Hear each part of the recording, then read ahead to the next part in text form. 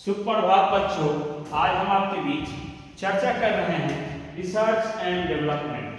अनुसंधान तथा विकास। हम आपसे ये कहीं भी किसी रूपरेखा में ये ढका छुपा नहीं है कि अनुसंधान तथा विकास ये हम आपके जीवन के अंदर या जीवन से विभिन्न मुद्दे और चुनौतियों से संबंधित है। जब हम आप अपने जीवन के अंदर बहुत सारे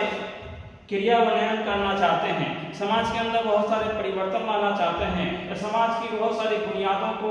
जानना चाहते हैं और समाज के बुनियादों और उसके विभिन्न ढांचों के क्षेत्र में काम करना चाहते हैं, तो हम आपको ये बात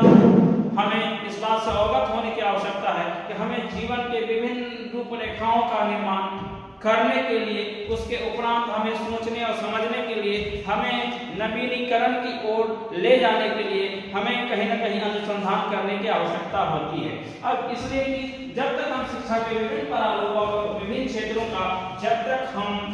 गहन चिंतन के साथ पठन पाठन नहीं करते हैं, हम उनके विभिन्न प्रकार के मुद्दे और चुनौतियों के क्षेत्र में काम नहीं कर सकते हैं। इसलिए कि जब तक हम आप अनुसंधान नहीं करेंगे तब तक हम आप विकास की बात नहीं कर सकते हैं। इसलिए कि अनुसंधान हर वो किसी भी क्षेत्र में हर वो कार्य कुशलता का नवीनीकरण है जिसके माध्यम से हम समाज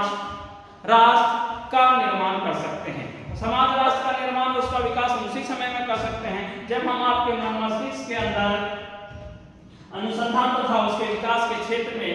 विभिन्न प्रारूप हम आपके पास पहले से तैयार होंगे। और जब हम आपके मन मस्तिष्क के अंदर पूर्व से बहुत सारे कुछ कार्य करने की जो कार्य कुशलता आपके अंदर होगी, तो शिक्षा के विभिन्न क्षेत्रों के अंदर हम आप विकास के विभिन्न क्षेत्रों के अंतर्गत हम आप क्या करेंगे, बहुत सारे अनुसंधान के द्वारा बहुत सारे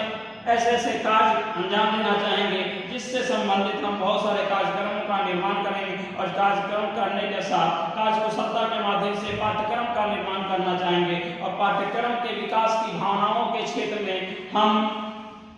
कक्षाओं की स्थापना करेंगे, कक्षा से छात्रों को जोड़ेंगे और कक्षा से जोड़ करके योजनाबद्ध तरीके से किसी भी काम को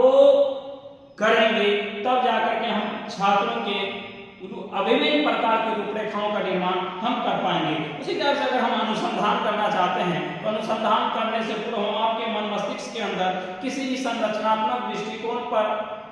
विषय वस्तु पर आधारित होकर के उसके उद्देश्यों की पूर्ति के लिए संस्थागत तरीके से कार्य करने की जरूरत होती है, जिसको हम योजनाबद्ध तरीके से कर सकते हैं। और जब तक कोई योजना नहीं